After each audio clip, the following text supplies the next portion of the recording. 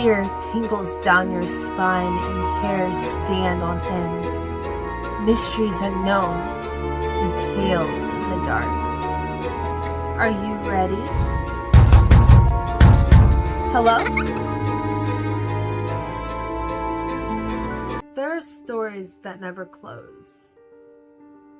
Tales that linger like the scent of rain on concrete, or like the echoes of footsteps when no one is there. In the world of true crime, some killers vanish into legend. Not because they were caught, but because they weren't.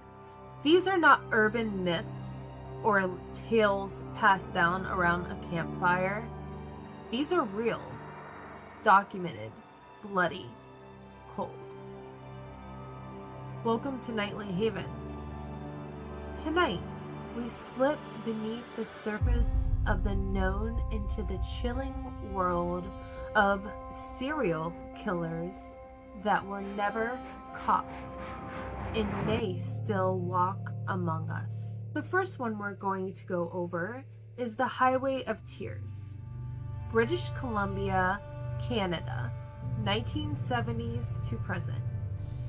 Between the towering evergreens and the winding roads of northern British Columbia, Highway 16 stretches nearly 450 miles. It's remote, isolated, and deadly. Since 1969, over 40 women have vanished or have been murdered along the stretch of highway surrounding the routes. Some cases have been linked, others remain unconnected. The Royal Canadian Mounted Police officially acknowledged 18 victims between 1969 and 2006. Many of the women were last seen hitchhiking, a necessity in communities with limited public transportation. A few were found, their bodies discarded in the forest or rivers. Others were never seen again. One of the most heartbreaking cases is that of 15-year-old Ramona Wilson, last seen 1994. Her remains were discovered in 1995 near an airport in Smithers, BC. Her killer was never found. Her mother still hangs posters. Suspected perpetrators have come and gone. Bobby Jack Fowler, an American with a violent past, was linked to at least one victim through DNA. But the rest?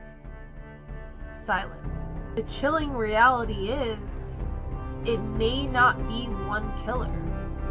It may be several, or a pattern born from systemic neglect.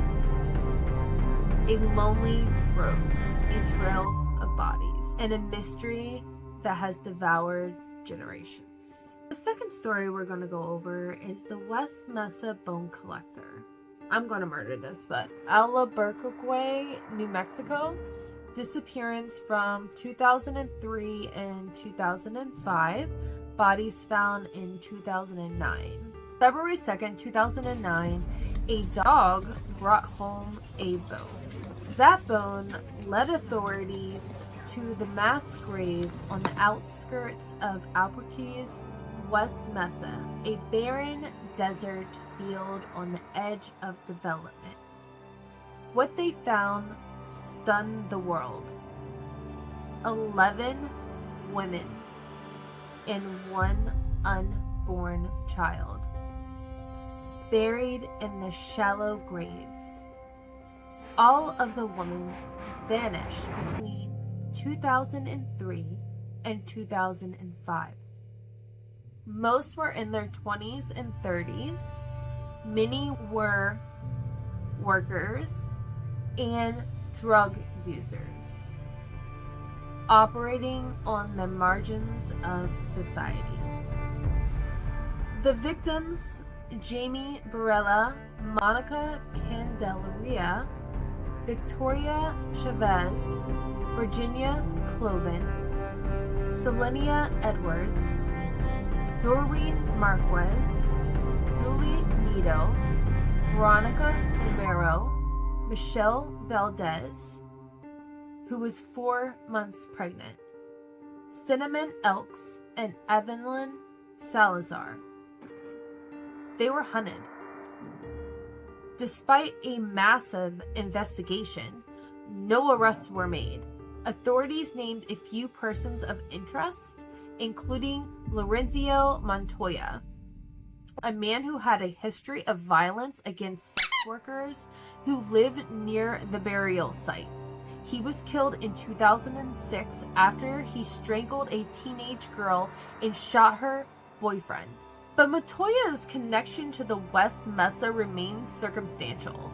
No evidence ever tied him to the site, and so the bone collector remains nameless, perhaps dead, or perhaps watching the case unfold from a distance.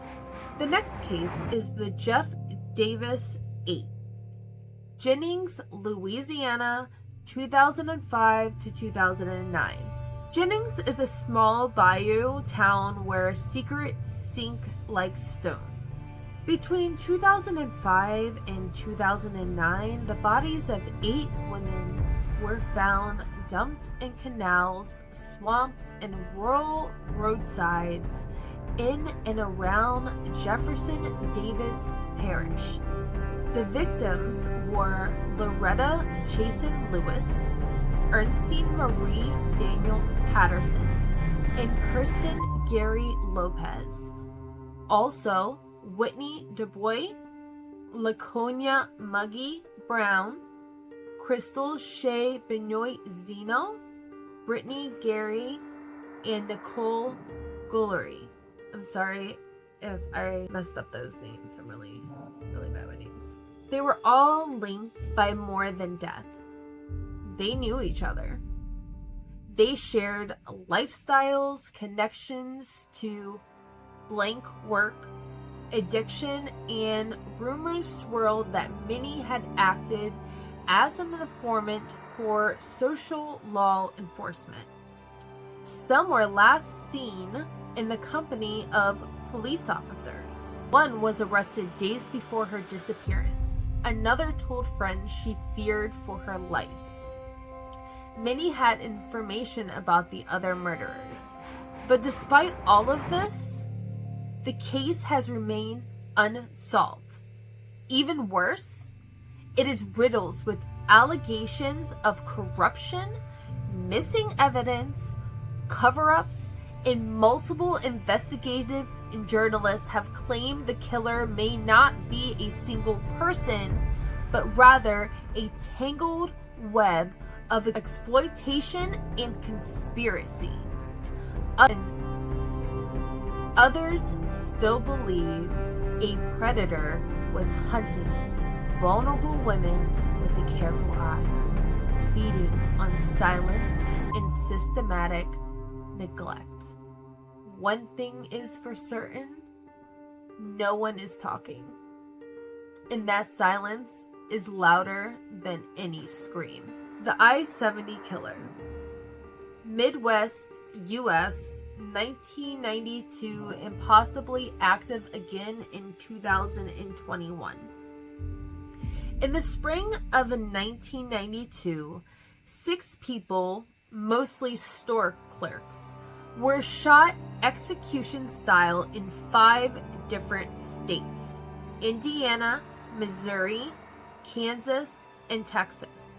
The victims were alone in the small businesses near interstates, often working retail jobs that left them vulnerable.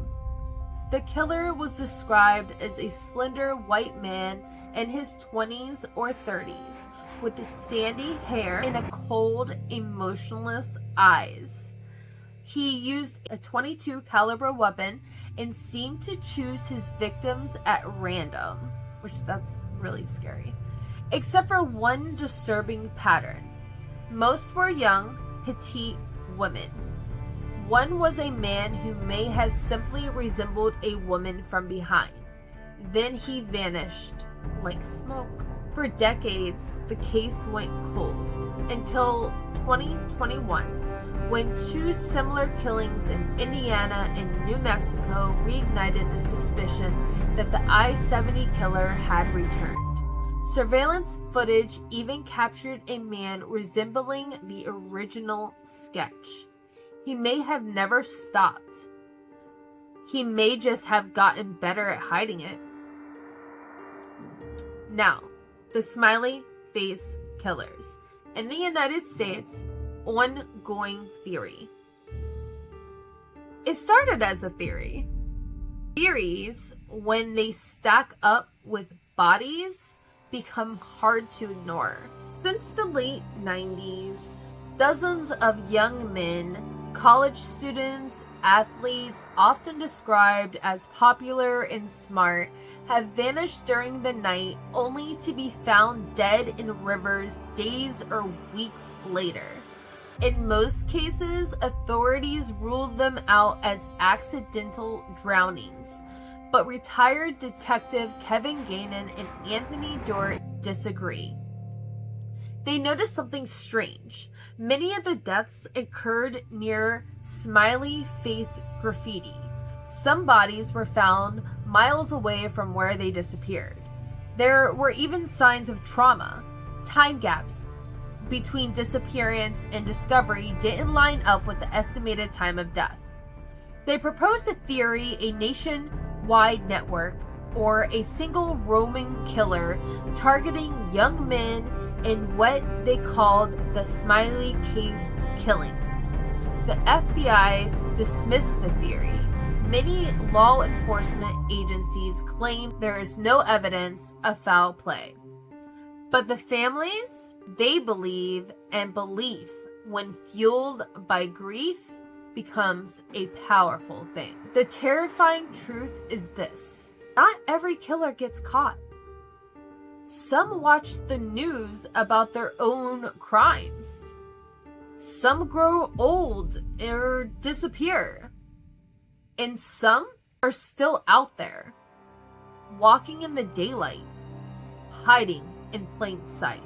If you feel a chill tonight, it may not be the wind. It may be the breath of a story that's not yet over.